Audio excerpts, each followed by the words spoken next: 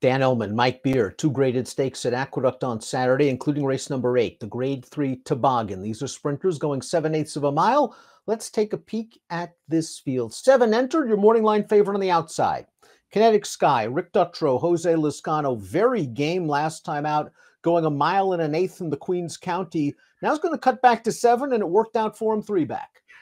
It did. I guess I get him being the morning line favorite. I don't know, Dan. I don't mind him cutting back. He's certainly in really good form. He's got good tactical speed, all those things.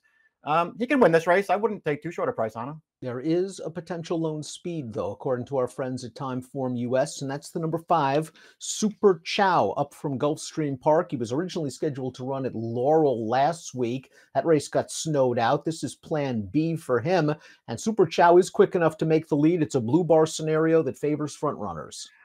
Just got to use his speed in this race, Dan. They didn't use it last time, and he ran fine down at Gulfstream Park. Got to use it here.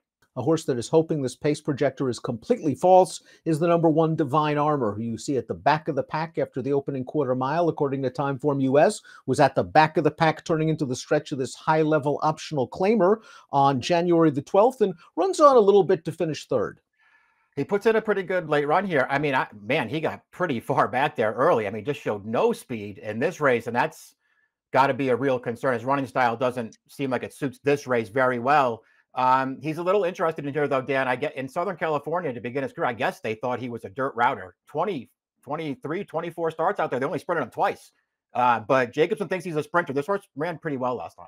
Murray is the number 2, lightly raced 5-year-old trained by Brittany Russell. Has run well in all 4 starts for Brittany. Good-looking winner of a second-level allowance, going 3/4 2 back, where he basically tracked outside, made a big 4-wide bid, and was too good for that field. They stretched him out to the 1-turn mile with the long stretch, and he kind of made an early move under Sheldon Russell to go after a decent speed type, Coffee with Chris. Now, Murray's going to make the lead here, but will eventually get run down by a big long shot. It's sizzling time. I like him cutting back to 7. I think he's tactical enough to stay within range. I do too. I just sort of feel like when you look at this race, man, it's kind of a bad loss.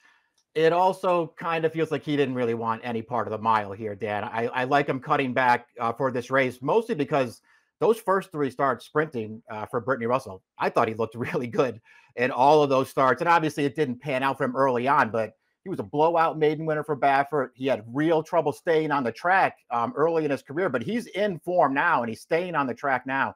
I like this horse cutting back.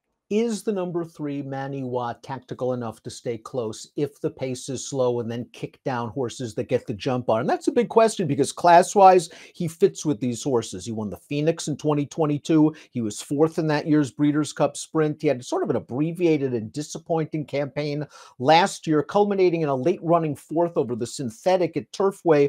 Will Walden is a good young trainer. I just am worried about race dynamics. Me too. I mean, you have to worry about that. You also have to worry about the fact that he just doesn't win that often anymore. I mean, it just goes a long time in between victories. But your first point is pretty well taken, Dan. I mean, just by going through his form over the last year or two, this might be the best spot this horse has been in a really long time. Stage left, the number 4 is versatile enough to work out a good trip. He was 4th in the Gravesend last time out, but he caught a much improved sprinter in Bold Journey, who would be pretty heavily favored, I would think, in this spot. Stage left occasionally throws in a clunker, occasionally throws in a good one with a big figure, so maybe you get your price.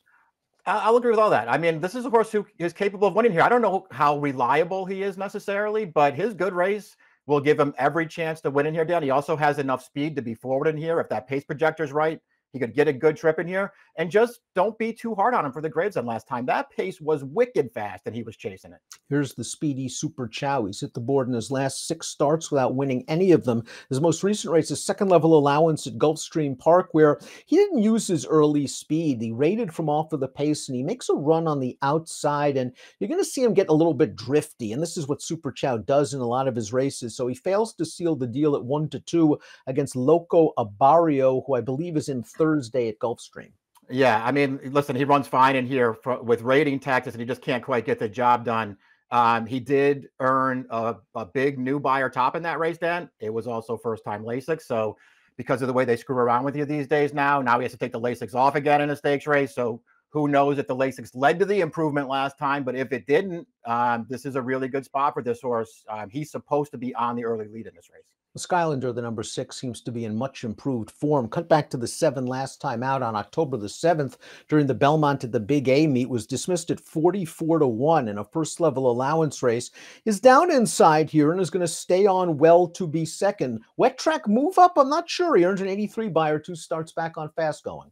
Yeah, I didn't think of him as a wet track move up either. I also didn't really think there was ever a point where it looked like he was going to win this race. To me, he's just kind of a suck up second after sitting on the inside. I like the horse that beat him. He ran fine in there. It did make me want to bet him back here as they move him up in class. We generally like horses cutting back to 7/8 of a mile, and Kinetic Sky does just that after a good third in the Queen's County for Rick Dutrow. He broke very sharp in this 9-furlong race and pulled hard in the early stages to go after the pace setter, a horse that just tired at the 5/16 pole. Kinetic Sky made the lead. He digs in pretty gamely down towards the inside to run third. Respectable 93 buyer, and probably has enough tactical speed to work out a good outside tracking trip.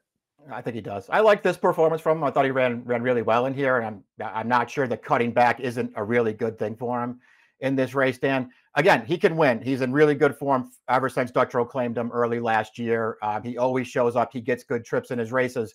I don't love him in this race, and I see him at 8-5 on the morning line. I just want to bet somebody else, but I won't be surprised if he wins. Let's take a look at our top selections for the Toboggan. You're going to go with Murray. And again, there's a chance that Murray still has some upside. I know he's 5 years old. I know he's had trouble staying on the track. But with Brittany, it seems like every month or so, Brittany has her. And this horse seems to show up with a good effort. I liked his first 3 starts for sprinting, Dan. And I think he ran fine last time. I'm just going to take the position that the mile was too far for him. I like him cutting back for this race. And I really like this spot for him. I was a little disappointed he lost to that big long shot, but like you, I think turning back is going to help. Kinetic Sky just looks very, very logical, but like you, I'm not sure I really want to take him at too short of a price. 2,457 for Mike, 7,431 for me. It's the Toboggan. Could be a prep for the Carter, could be a prep for the Met Mile. Good luck.